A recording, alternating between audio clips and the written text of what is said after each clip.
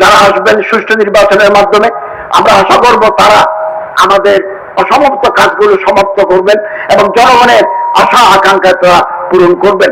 কিছু অসুবিধা তো থাকেই, সবসময় থাকে। আমাকে কেউ গুরুত্ব দিল না, তাতে কিছু আসে যায় না। আমি সমাজে এমন দিতে চাই, তাহলে উলট পালট কথা বের হবে। এই উলট পালট কথা বের হলে প্রতিবাদ করা আলেমদের দায়িত্ব।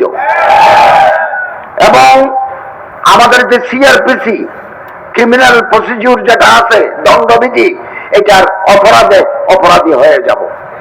কেউ ধর্ম যদি না মানতে চায়, আমাদের দণ্ডবিধিতে আছে মুসলমানরা পারিবারিক আইন মেনে চলবে, শরিয়া মেনে চলবে। এটা আমাদের পারিবারিক আইন 1961 ইংরেজির ওই বিধানে আছে।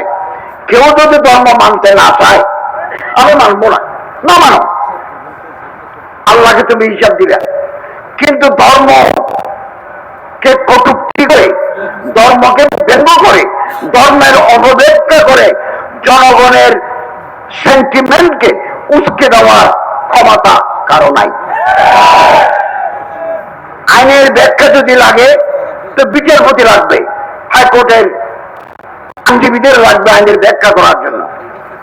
আমি যদি চিকিৎসা বিজ্ঞান নিয়ে কোন ব্যাখ্যা জানতে চাই, তাহলে PG hospital, medical college, Barishal medical কলেজের যারা বড় বড় ডাক্তার, স্পেশালিস্ট, তাদের মতামত লাগবে। ইসলাম সম্পর্কে যদি কেউ কোন কমেন্টস করতে চায়, সেটা আলেম ওলামাদের সাথে ঐক্যমত্য হতে হবে, না হলে সংঘাত অনিবার্য হয়ে পড়ে। আমরা যখন দায়িত্ব নিয়েছি 2024 সালের 8ই আগস্ট, আমি প্রথম ঢাকায় এসে উঠেছি এই যে আমার ভাই মৌলানা ফয়জুল বাড়ি মাসুদ সাহেবের ওখানে, এবং সাহেব, সিদ্দিক মালিকম, আমাদের চন্দ্রনায় মহতরম পীর সাহেব, আমার মুরব্বী, উনি আমাকে বলেছেন যে আপনি ঢাকা আসেন। আমি উপদেষ্টা হব সেটা আমি 24 ঘন্টা আগেও জানি না। এটা আল্লাহ তাআলার দান, আমার মুরব্বীদের মেহনত। আমি উঠে ওখানে এসেছি, আমি মাগরিবের আগ পর্যন্ত জানি না রাত 8টায় আমার শপথ নিতে হবে। সেটা আল্লাহ তাআলার দান, ওনাদের মেহনত। অধ্যক্ষ ইউনূস সাহেব আমার ফোন করে বললেন যে আপনি সকালে ফ্লাইটে চলে আসেন। এসে মাসুদ ভাইয়ের ওখানে উঠেছি, দুপুরের ভাত খেয়েছি। 1900 ওদিকে যাওয়ার সময় একেবারে বঙ্গভবনে ঢুকে গেছি। একজন মন্ত্রী বা উপদেষ্টা দিয়ে আমাদের কাঙ্ক্ষিত সাফল্য অর্জিত হবে না। পার্লামেন্টের 200 আসন যদি আদর্শিক রাষ্ট্র যারা চান, তারা যদি গঠন করতে পারেন, রাষ্ট্রীয় কাঠামোর পরিবর্তন ঘটবে। আমাকে দিয়ে যদি আপনি বলেন শরিয়া আইন নাফেজ করেন, এটা আমার পক্ষে সম্ভব না। আমার তো হাত পা বাঁধা, আমি রুলস রেগুলেশনস, বিধির বাইরে যেতে পারি না। এই বিধি যদি পরিবর্তন করতে চান, তাহলে পার্লামেন্টের অধিকাংশ আসনে আদর্শিক, যাদের অন্তরের ভিতরে তাকওয়া আছে, সততা আছে, প্রোঅ্যাক্টিভনেস আছে, তাদেরকে পার্লামেন্টে পাঠাতে হবে। এবং আমি সবসময় বলি, আলেম ওলামাদের সাথে জনগণের সম্পর্ক আছে। আলেম ওলামারা হচ্ছেন সামাজিক শক্তির প্রতীক। একজন ইমাম আলেম সম্পর্কটাকে আরো দৃঢ় বানাতে হবে। আমরা অন্ধকার থেকে আলোর পথে যাচ্ছি, আগামী দিনে নতুন সন্ধান পাবো। আমরা কোনক্রমে আর যুগে অন্ধকার পথে আমরা ফিরে যাব না। আমরা দেখেছি আমাদের বৈদেশিক রিজার্ভ ছিল $20 বিলিয়ন, আমরা এখন 32+ উপরে নিয়ে গেছি। যতটুকু সম্ভব 15-16 মাসে 18 বছরের 16 বছরের জঞ্জাল পরিষ্কার করা সম্ভব নয়। কাঠামো আগে থেকে একটা কাঠামো তৈরি হয়ে আছে, আমরা এই কাঠামোর ভিতরে আমাদের চলতে হয়, সীমাবদ্ধতার ভিতরে। আমরা অনেক কিছু পেরেছি, অনেকটা পারি নাই। যেটা পারি নাই আগামী দিনে সরকার সেটা করবেন। আর যেটা পেরেছি এটা আল্লাহ তাআলার রহমত, আপনাদের দোয়া। আমি বারবার একথা বলছি, আমরা কোন ক্রমে আইন হাতে নেব না। আগামী দিনে যদি অন্য কোন সরকার, একটা সরকার তো আগামী দিনে ক্ষমতায় আসবে, সে সময় যদি আইন আপনি হাতে নেন তাহলে সহিংসতা বেড়ে যাবে, র থাকবে না, আইন থাকবে না। Law must take its own course, আইন তার নিজস্ব গতিতে চলবে। হ্যাঁ, আমি যদি কোনো অন্যায় দেখি, ধর্মীয় সেন্টিমেন্টে আঘাত লাগে দেখি, তাহলে দেশে পুলিশ আছে, র্যাব আছে, ডিসি আছে, ইউনো আছে, স্বরাষ্ট্র মন্ত্রণালয় আছে, আমরা আছি। আমরা এই দেশে ধর্মের নামে অপব্যাখ্যা কেউ করে মানুষের মধ্যে বিশৃঙ্খলা সৃষ্টি করবে এই সুযোগ আমরা দেব না। আমরা বারবার আপনাদের আশ্বস্ত করছি, বিভিন্ন জায়গায় কিছু মানুষ ধর্ম নিয়ে, আল্লাহ রসুল নিয়ে আজে বাজে কথা বলে, আমরা ওদিন শর্টেস্ট পসিবল টাইম আমরা তাদেরকে ধরে আইনের আওতায় নিয়ে এসেছি। আগামী দিনেও আমরা এই বাংলায় যদি কেউ রসুল নিয়ে, আল্লাহ নিয়ে, ধর্ম নিয়ে, কোন অজবের নাচ নিয়ে কোন ধরনের বেয়াদবি করে, কটূক্তি করে আইন আছে, আমরা তাদেরকে আইনের আওতায় আনবো এবং কোন অপব্যাখ্যা আমরা এটা গ্রহণ করব না। আমরা গ্রহণ করব মূল ধারার হক্কানি, রব্বানি, ওলামা, মাশায়েখ, জুআমা, নুকাবা, ওরাফা যারা আছেন তাদের ব্যাখ্যায় গ্রহণযোগ্য হবে। আমাদের দেশে বহু মানুষ কোরআন শরীফের তর্জমা করছেন, তাফসীর লিখছেন, এগুলো মানুষের কাছে গ্রহণযোগ্যতা পায় নাই।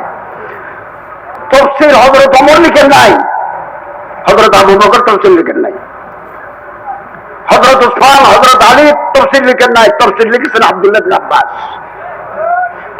তাফসীর লিখেছেন তাবরী, তাফসীর লিখেছেন ইমাদউদ্দিন ইবনে কাসির, তাফসীর লিখেছেন মুফতি মুহাম্মদ শফি রাহমাতুল্লাহ, তাফসীর লিখেছেন আল্লামা শিবলি আহমদ উসমানী।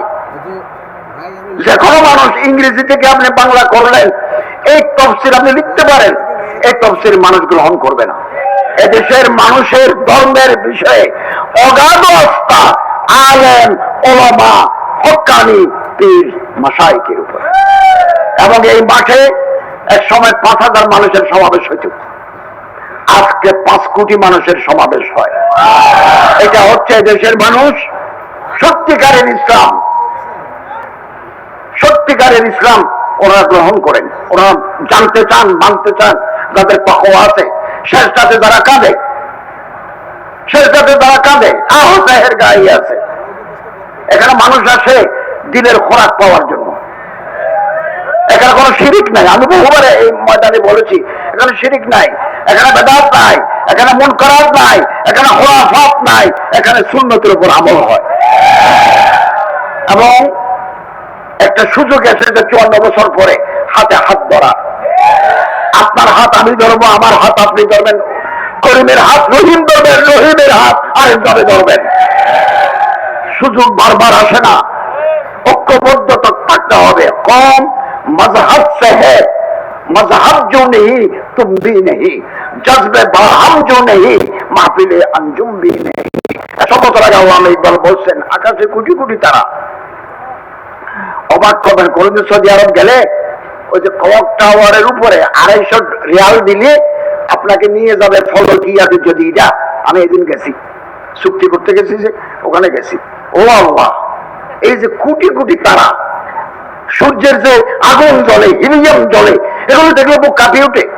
কোটি কোটি তারা, কে কে সাপ, এগুলো ঠিকই আছে, জ্বলে যাচ্ছে না কেন? জজবে বাহাম, একটার সাথে আরেকটা টান আছে। এই দেশে আমরা যদি খোলাফায়ে রাশিদিনের আদলে একটা আদর্শিক কল্যাণ রাষ্ট্র প্রতিষ্ঠা করতে চাই, তাহলে একে অপরের হাত ধরতে হবে এবং জজবে বাহাম, একের সাথে একের টান থাকতে হবে। টান যেদিন শেষ হয়ে যাবে, সেদিন আমাদের পতন ঘটবে। এবং প্রশাসন, পুলিশ প্রশাসন, সিভিল অ্যাডমিনিস্ট্রেশন, আইনসভা, সব জায়গায় যদি আল্লাহর ডর আছে, তকওয়া আছে, মানুষ এই রাষ্ট্রীয় ক্ষমতা অধিষ্ঠিত না হয়, তাহলে বারবার আমরা ভুল করব, বারবার আমাদের জন্য দুর্যোগ নেমে আসবে। অতএব স্বপ্ন মানুষকে বাঁচিয়ে রাখে। আমি তো মনে করি ফেব্রুয়ারির প্রথম দিকে নির্বাচন হবে, এটা আমাদের শর্ট টার্ম প্রজেক্ট। আমরা চেষ্টা করব, এদেশের মানুষ চেষ্টা করবে সুষ্ঠু, অবাধ, নিরপেক্ষ, ইনক্লুসিভ একটা নির্বাচন দেওয়ার জন্য। সরকারের আন্তরিকতার বিলকুল অভাব নাই, কিন্তু কেন্দ্র পাহারা দেওয়ার, সুষ্ঠু নির্বাচন সম্পন্ন করার দায়িত্ব আপনাদের। আমরা আমাদের গভর্নমেন্ট প্রফেসর ডক্টর ইউনূস সাহেবের সরকার আপনাদের পাশে আছে। আপনারা প্রতিটি কেন্দ্রে থাকবেন, যার ভোট যিনি ইচ্ছে করবেন সে প্রতীকে দিবেন। কেউ যেন ব্যালট বাক্স চিন্তা করতে না পারে, একজনের প্রাপ্ত ভোট আরেকজনের যেন নিয়ে পালিয়ে যেতে না পারে। গভর্নমেন্ট 100% সতর্ক থাকবে, তার ল এনফোর্সমেন্ট এজেন্সি দিয়ে আপনাদের পাশে থাকতে হবে। তো আল্লাহ তাআলা আমাদের তৌফিক দান করুন। আগামী দিন যেটা আসবে আমরা অপেক্ষা করছি, কারণ একটা সুন্দর নির্বাচন হবে। নির্বাচনের পরে আমরা আমাদের পুরনো ঠিকানায় ফিরে যাব।